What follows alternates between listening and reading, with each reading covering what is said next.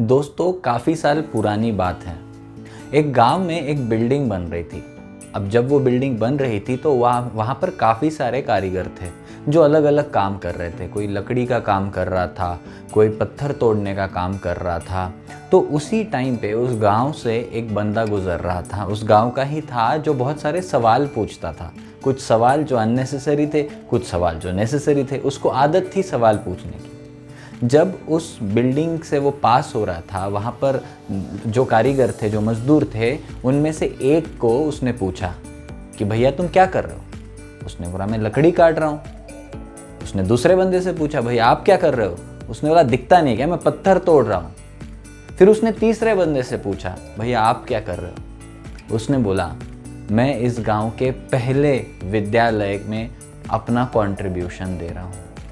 मैं अपना काम कर रहा हूँ जिसकी वजह से इस गांव का पहला विद्यालय बनेगा। जबकि बात इन तीनों की सही है। पहले दोनों ने भी सच ही कहा था। वो लकड़ी तोड़ने का काम कर रहा था, वो पत्थर तोड़ने का काम कर रहा था। लेकिन जो तीसरा बंदा था, जो भी पत्थर तोड़ने का ही काम कर रहा था, उसके जवाब में ये था कि मैं इस गांव का पहला विद्यालय बना रहा हूँ। क्या हमारे साथ भी ऐसा होता है कि हम जो काम कर रहे हैं वो तो हमें पता है, लेकिन ये काम हम क्यों कर रहे हैं, हमारे काम का रिजल्ट क्या होगा, हमारे काम का इम्पैक्ट क्या होगा, ये हमें पता नहीं है।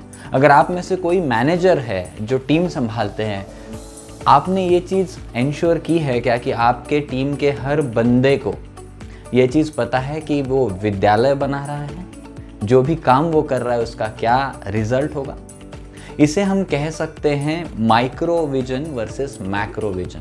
दोनों की ज़रूरत है, कोई एक सही या गलत नहीं है। लेकिन जिन टीम मेंबर्स को या जिन बंदों को या आपको खुद को अगर आप अपना मैक्रो विजन पता हो, जो आप चीज़ करना चाहते हो, versus the smaller task you do, इन दोनों में अगर आपको क्लैरिटी हो तो आप बहुत अच्छे से काम कर पाओगे, आपको फुलफिलमेंट भी रहेगी। ये कहानी हमें यही सिखाती है कि हमें हमारे लिए, अपनी टीम के लिए हमेशा अपने रेगुलर टास्क और उससे होने वाले परिणाम, उससे आने वाले बड़े रिजल्ट और इम्पैक्ट के बारे में सजग रहना चाहिए, पता होना चाहिए।